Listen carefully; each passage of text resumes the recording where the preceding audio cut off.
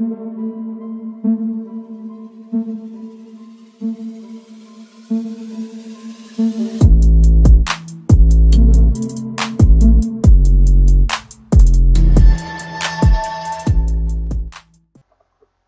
11 को नमुना प्रश्नपत्र लिएर उपस्थित भएका छौं। साथै विशिष्टीकरण तालिका पनि प्रस्तुत गर्नेछौं। नेपाली र सामाजिक दुवै विषयको हामी प्रस्तुत गर्नेछौं। भर्खरै मात्र पाठ्यक्रम विकास केन्द्रले अनिवार्य विषयहरूको प्रश्नपत्र र विशिष्टीकरण तालिका सार्वजनिक गरेको छ। सोहीलाई हामी प्रस्तुत गर्दैछौं। ल त अगाडि बढौं। यदि तपाईले अहिलेसम्म च्यानल सब्स्क्राइब गर्नुभएको छैन, च्यानलमा पहिलो हुनुहुन्छ भने सब्स्क्राइब गर्नुस् र बेल आइकन पनि थिच्नुस् ताकि यस्ता भिडियोहरू हामी बेला बेलामा ल्याइरहनेछौं। ल त अगाडि बढौं। तपाईले नेपाली विषयको विशिष्टीकरण तालिका देखिरहनु भएको छ।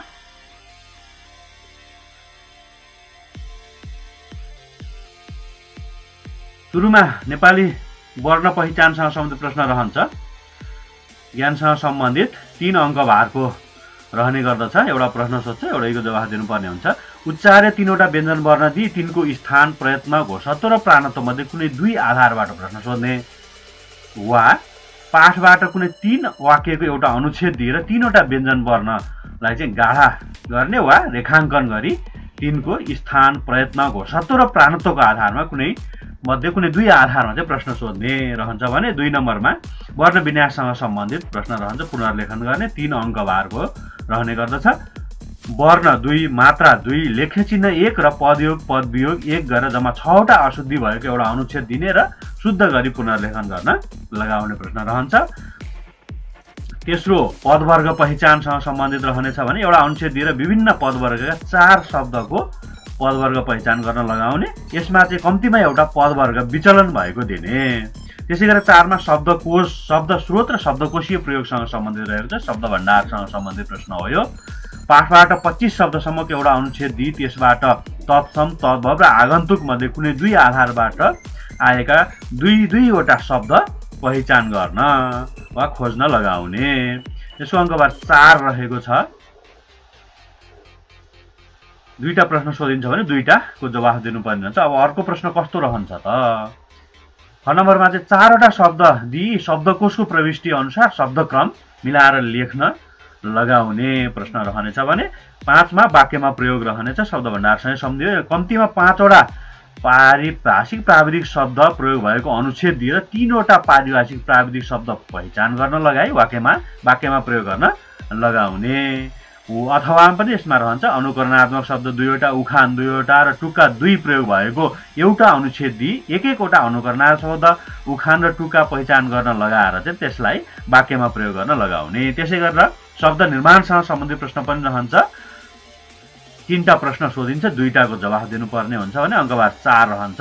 कमा उपसर्ग र 6 नम्बरको कमा उपसर्ग र प्रत्यय लागेर बनेका कम्तीमा 4वटा उपसर्ग व्युत्पन्न र 4वटा प्रत्यय व्युत्पन्न शब्द भएको अनुच्छेद दिई त्यसबाट 2वटा उपसर्ग व्युत्पन्न र 2वटा प्रत्यय व्युत्पन्न शब्द पहिचान गरी निर्माण प्रक्रिया देखाउन लगाउने। ख नम्बरमा कम्तीमा 4वटा समस्त र 4वटा द्वित्व शब्द भएको अनुच्छेद दिई त्यसबाट 2वटा समस्त शब्द र 2वटा द्वित्व शब्द पहिचान गरी समस्त शब्दलाई विग्रह र द्वित्व शब्दको दोहोरिएको अंश लेख्न लगाउने प्रश्न रहन्छ भने ग नम्बरमा कम्तीमा 6वटा सन्धियुक्त व्युत्पन्न शब्द भएको अनुच्छेद दिई त्यसबाट सन्धियुक्त 4वटा शब्द पहिचान गरी सन्धि विच्छेद समेत गर्न लगाउने प्रश्न रहन्छ। 7मा कोटिका आधारमा रूपायन गर्न लगाउने प्रश्न 2वटा सोधिने, 2टाको जवाफ दिनुपर्ने। अङ्कबार 4 रहने। लिङ्ग, वचन, पुरुष र आधार मध्ये कुनै 2वटा आधारबाट 4-4वटा वाक्यको अनुच्छेद दिई कुनै एउटा आधारमा रूपायन गर्न लगाउने प्रश्न रहन्छ।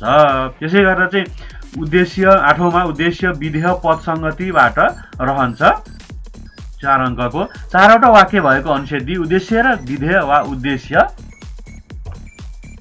विस्तार र विधेय विस्तार पहिचान गर्न लगाउने वा संगति नमिलेका 4वटा वाक्य भएको अनुच्छेद दिई उद्देश्य र विधेय, नाम र सर्वनाम, विशेषण र विशेष्य, भेदक र भेद्यका आधारमा संगति मिलाई पुनर्लेखन गर्न लगाउने। ख नम्बरमा ध्रुवीयता प्रयोग भएका 4वटा वाक्यको अनुच्छेद दिई एक अर्कामा परिवर्तन गर्न लगाउने वा करणलाई अकरण, अकरणलाई करण बनाउन लगाउने। त्यस्तै प्रत्यक्ष वा अप्रत्यक्ष कथन भएका 4वटा वाक्य दिई कथन परिवर्तन गर्न लगाउने। प्रत्यक्षलाई अप्रत्यक्ष, अप्रत्यक्षलाई प्रत्यक्ष कथनमा बदल्न लगाउने। 9 पठन बोधसँग सम्बन्धित रहन्छ। यसमा 2वटा प्रश्न रहन्छन्। एउटा दृष्टांश 150 शब्द समूहको तथ्यपरक, निष्कर्षात्मक, अनुमानात्मक र सन्दर्भबोधक 4वटा प्रश्न सोध्ने हुन्छ भने अर्को अदृष्टांश बोध रहने चाहिँ 150 शब्दसम्मको गद्यांशबाट चाहिँ पद पदावलीको अर्थ एउटा, प्रयोजनपरक विषय 2टा, व्याकरण, शब्द निर्माण, पदवर्ग, ध्रुवता मध्ये एउटा सम्बन्धित 4वटा प्रश्न, त्यो पनि बहुवैकल्पिक प्रश्न सोधिन्छ र 4वटा बहुवैकल्पिक उत्तर मध्ये सही उत्तर छनौट गर्न लगाइन्छ। त्यसै 10औँमा बुँदा टिप्पण र सारांश लेखनसँग सम्बन्धित अदृष्टांश एउटा अनुच्छेद दिएर चाहिँ त्यसबाट चाहिँ 2वटा बुँदा टिप्न र 1/3 सारांश लेख्न, 4वटा बुँदा टिप्न र 1/3 सारांश लेख्न लगाइन्छ। त्यसै गरेर चाहिँ 11औं व्यावहारिक लेखनसँग सम्बन्धित रहेको हुन्छ। यसमा चाहिँ घरायसी चिठी, निवेदन, व्यावसायिक पत्र, सम्पादकलाई चिठी, सूचना र विज्ञापन कुनै एक तथा बधाई, शुभकामना, निमन्त्रणा, श्रद्धाञ्जली, समवेदना मध्येबाट कुनै एक गरी जम्मा 2टा प्रश्न सोधी एउटा प्रश्नको उत्तर लेख्न लगाइन्छ। अङ्कभार 4 हुन्छ। त्यसै गरेर 12औँमा प्रतिवेदन, दैनिकी, टिप्पणी तथा वक्तृता लेखनबाट रहन्छ। निर्धारित ढाँचामा घटना, समारोह, स्थलगत भ्रमण मध्ये कुनै एक विषयमा 150 शब्दसम्मको एउटा प्रतिवेदन वा समसामयिक विषयमा 150 शब्दसम्मको टिप्पणी लेख्न लगाउने। ख नम्बरमा कुनै एक विषयमा 150 शब्दसम्मको दैनिकी वक्तृता लेख्न लगाउने। त्यसै गरेर 13औं नम्बरमा चाहिँ प्रतिक्रिया लेखन वा प्रतिक्रियात्मक उत्तर रहन्छ। समसामयिक घटनासँग सम्बन्धित एउटा प्रश्न सोधी कम्तीमा 150 शब्दसम्मको प्रतिक्रिया लेख्न लगाउने प्रश्न रहन्छ। 4 अङ्कको रहन्छ यो। 14औँमा पाठगत प्रश्न रहन्छ। सन्दर्भमा आधारित छोटो उत्तरात्मक प्रश्न 3वटा प्रश्न सोधिन्छ, 2टाको जवाफ दिनु। निर्धारित कथा, कविता, कथा, निबन्ध, जीवनी, रिपोर्ता, संवाद र लघु नाटकबाट कुनै उद्धरण वा अंश दिएर चाहिँ कुनै 3वटा प्रश्न सोधिन्छ र 2वटाको मात्र उत्तर लेख्न लगाइन्छ। 4-4 अङ्कको रहने गर्दछ। उपप्रश्न 2-2वटा रहने गर्छ त्यसमा पनि। यसरी चाहिँ 8 अङ्कको रहने गर्छ संक्षिप्त उत्तरात्मक। त्यसै गरेर 15औँमा पाठगत बोध रहन्छ। समीक्षात्मक वा विवेचनात्मक उत्तर लेख्ने। कथा, कविता, निबन्ध र जीवनीबाट विषयवस्तुसँग सम्बन्धित, मूलभावसँग सम्बन्धित र पात्रसँग सम्बन्धित 2टा प्रश्न सोध्ने र कुनै एउटाको चाहिँ समीक्षात्मक उत्तर लेख्न लगाउने। यसमा चाहिँ अङ्कभार 8 रहेको छ। 2टा प्रश्न सोधिन्छ, एउटाको जवाफ दिनुपर्ने हुन्छ भने 16औँमा निबन्ध लेखन जुन स्वतन्त्र रचना सृजनात्मक लेखनसँग सम्बन्धित छ। यसमा चाहिँ आत्मपरक र वस्तुपरक शैलीका 3वटा शीर्षक दिइन्छ र एउटामा निबन्ध लेख्न लगाइन्छ। अङ्कभार 8 तोकिएको छ। 250 शब्दमा नघटाई निबन्ध लेख्नुपर्ने हुन्छ। यसरी चाहिँ 30वटा प्रश्न 22वटाको जवाफ लेख्नुपर्ने र 75 पूर्णाङ्क तोकिएको छ। समय 3 घण्टा। यो विशिष्टीकरण तालिका। अब यो विशिष्टीकरण तालिका अनुसारको हामी नमुना प्रश्न हेरौँ। पूर्णाङ्क 75, समय 3 घण्टा निर्धारण गरिएको छ। अनिवार्य नेपालीको लागि कक्षा 11।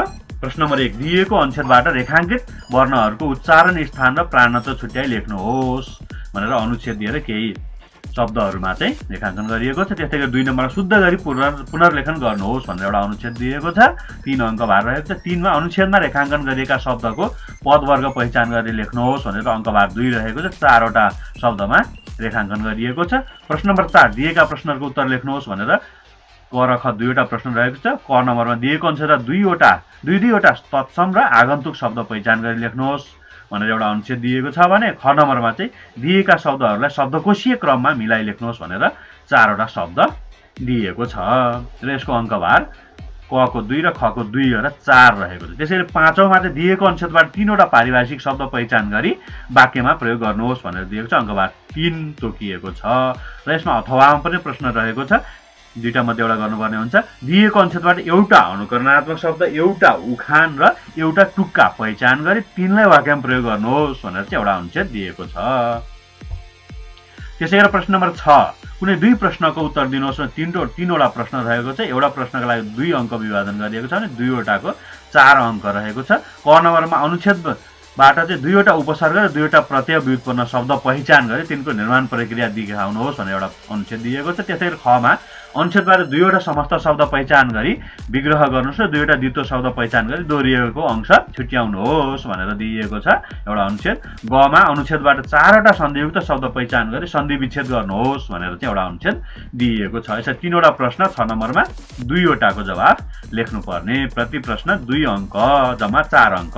त्यसैगरी 7 मा दिएका प्रश्नको उत्तर लेख्नुहोस् भनेर चाहिँ 4 अंकको रहेको छ। क नम्बरमा दिएको अनुच्छेदलाई पुल्लिङ्ग भए स्त्रीलिङ्ग र स्त्रीलिङ्ग भए पुल्लिङ्गमा परिवर्तन गरी पुनर्लेखन गर्नुहोस् भनेर एउटा अनुच्छेद दिएको छ 4 वाक्यको। त्यसै गरेर खमा दिएको अनुच्छेदबाट एकवचन भए बहुवचन र बहुवचन भए एकवचनमा परिवर्तन गरी पुनर्लेखन गर्नुहोस् भनेर यसमा पनि 4 वाक्यको एउटा अनुच्छेद दिएको छ र 4 अंकभार निर्धारण गरिएको छ। त्यसै गरेर चाहिँ 8 नम्बरमा कुनै एक प्रश्नको उत्तर दिनुहोस् भनेर क नम्बरमा तलका गद्यांशबाट दुईवटा उद्देश्य र विधेय तथा दुईवटा उद्देश्य विस्तार र विधेय विस्तार पद पहिचान गरी लेख्नुहोस् भनेर अनुच्छेद दिएको छ। त्यसै गरेर अथवामा दिएको अनुच्छेदलाई संगति मिलाई पुनर्लेखन गर्नुहोस् भनेर पद संगति मिलाउन दिएको छ। 4 वाक्यको एउटा अनुच्छेद दिएको छ। त्यसै गरेर खमा चाहिँ दिएको वाक्यलाई करण भए अकरण र अकरण भए करणमा परिवर्तन गरी अनुच्छेद पुनर्लेखन गर्नुहोस् भनेर यसमा पनि 4 वाक्यको एउटा अनुच्छेद दिएको र यसैको अथवामा चाहिँ दिएका वाक्यहरूलाई प्रत्यक्ष भए अप्रत्यक्ष र अप्रत्यक्ष भए प्रत्यक्ष कथामा परिवर्तन गर्नुहोस् भनेर चाहिँ अ आ इ गरेर 4वटा वाक्य दिएको छ प्रत्यक्ष र अप्रत्यक्ष कथनसँग। त्यसै गरी प्रश्न नम्बर 9 मा दुवै प्रश्नको उत्तर दिनुहोस् भनेर चाहिँ बोधसँग सम्बन्धित छ।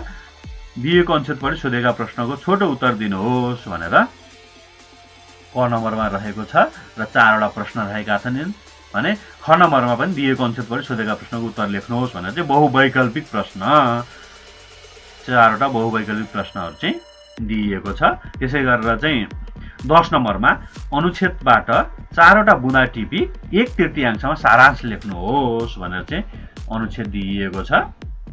त्यसै गरेर 11 नम्बर प्रश्नमा कुनै एक प्रश्नको उत्तर दिनुहोस् भनेर 4 अंकभारको कमा स्थानीय स्वास्थ्य केन्द्रले सर्वसाधारण जनतालाई कोरोना भाइरस विरुद्धको खोप लगाउन जारी गर्ने सार्वजनिक सूचनाको नमुना तयार पार्नुहोस् भनेर प्रश्न सोधिएको छ भने 11 को खमा कसैको शुभ विवाहका अवसरमा आफन्तजनहरूलाई आमन्त्रण गर्न दिइने निमन्त्रणा पत्रको नमुना तयार पार्नुहोस् भनेर दिएको छ। दुईटा मध्ये एउटाको जवाफ अंकभार 4।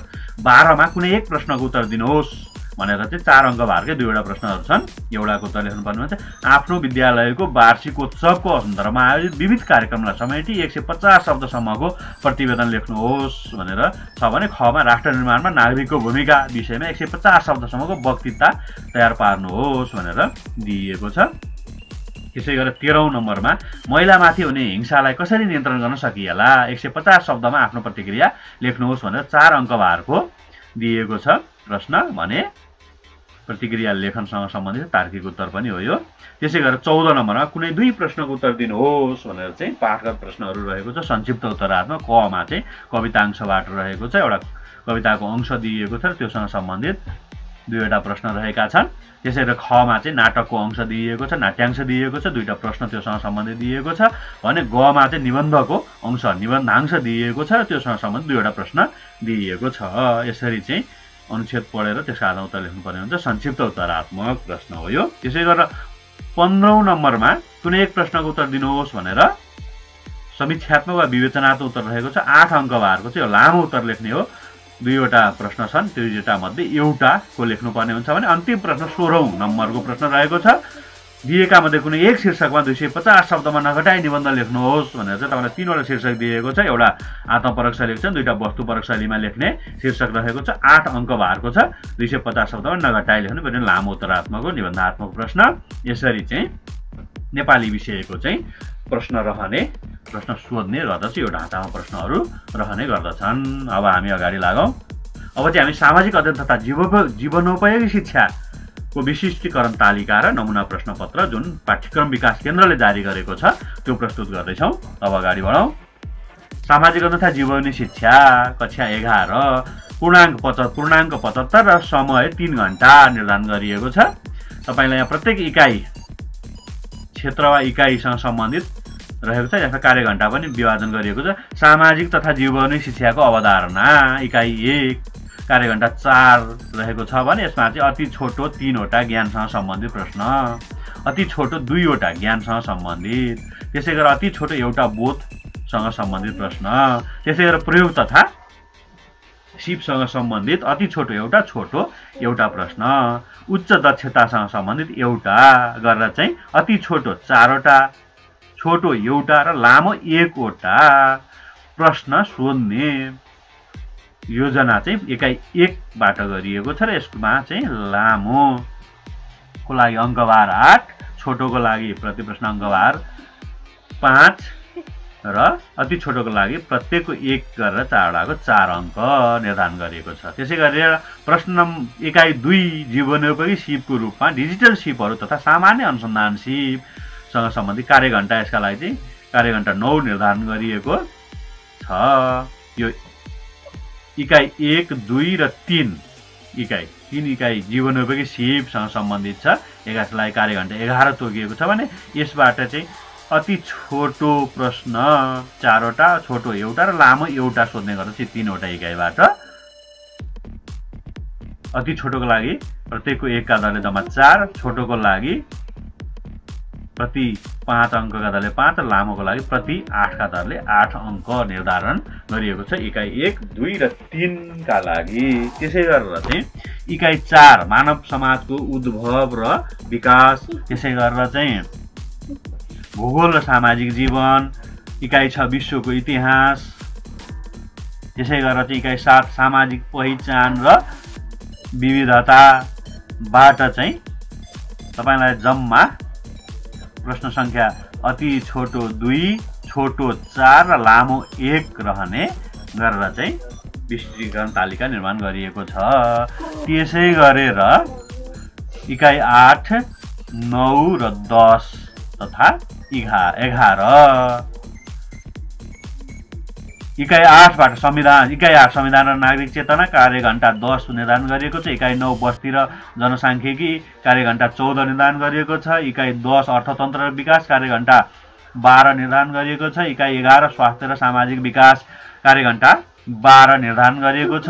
यसबाट चाहिँ जम्मा प्रश्न संख्या अति छोटो 5 वटा, छोटो 3 वटा र लामो एउटा सोध्ने चाहिँ विशिष्टीकरण तालिका निर्धारण गरिएको छ र सामाजिक अध्ययनको लागि कार्यघण्टा 120 निर्धारण गरेको छ।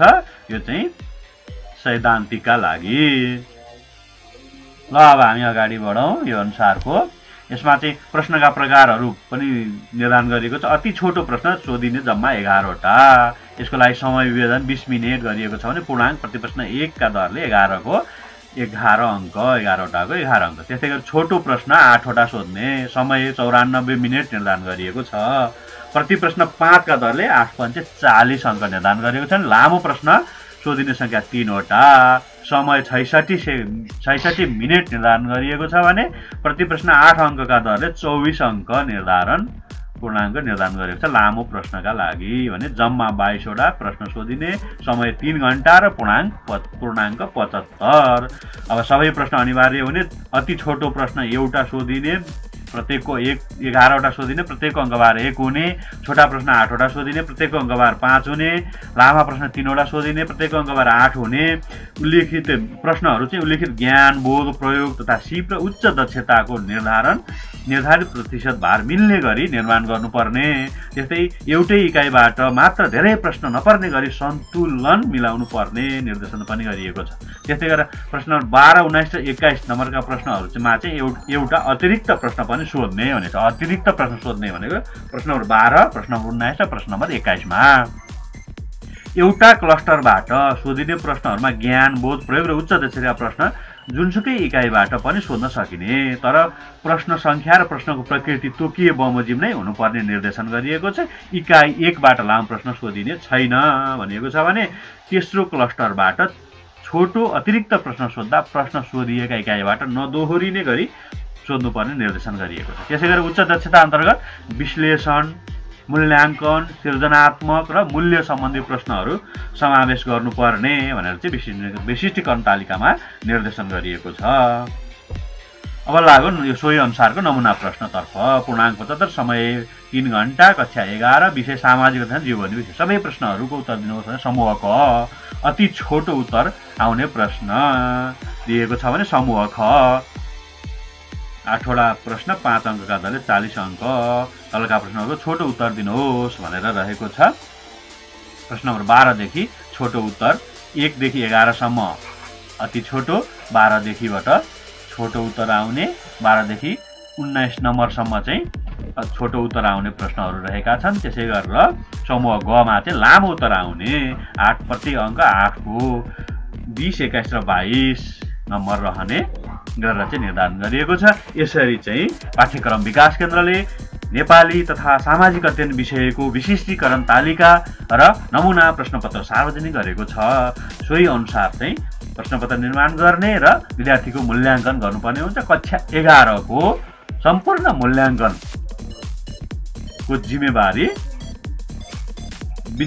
सम्बन्धित विद्यालयलाई नै दिइएको छ र यो अब सधैँ कक्षा 11 चाहिँ विद्यालयले मूल्याङ्कन गर्छ। परीक्षा लिने, प्रयोगात्मक कार्यहरू गराउने सम्पूर्ण अधिकार चाहिँ विद्यालयमै निहित गरिएको छ र राष्ट्रिय परीक्षा बोर्डमा नतिजा प्रमाणित मात्रै गर्नुपर्ने गरेर चाहिँ ग्रेड सिट पनि विद्यालयले जारी गर्ने गरी चाहिँ अधिकार प्रत्यायोजन गरिएको छ।